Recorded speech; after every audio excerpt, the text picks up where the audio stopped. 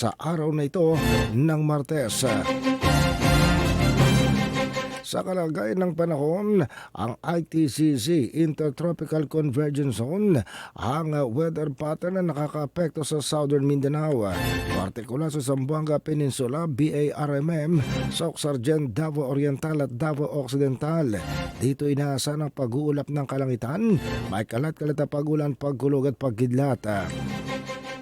Sa Kabisayaan at sa natitirang bahagi ng Mindanao, ang easterlies o mainit na hangin galing sa Pacific Ocean ang nakakaapekto sa kapaligiran o sa kalagayan ng panahon, kaya't mayroon din kaulapan ng kalangitan at paminsan-minsan may mga pag-ulan.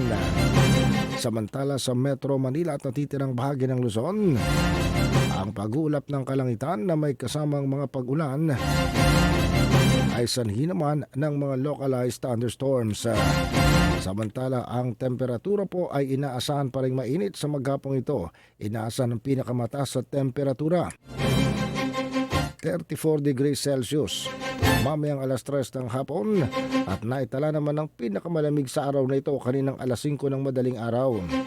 Sa temperaturang 25.9 degrees Celsius na maalinsangan pa rin kumpara sa pangkaraniwang temperatura.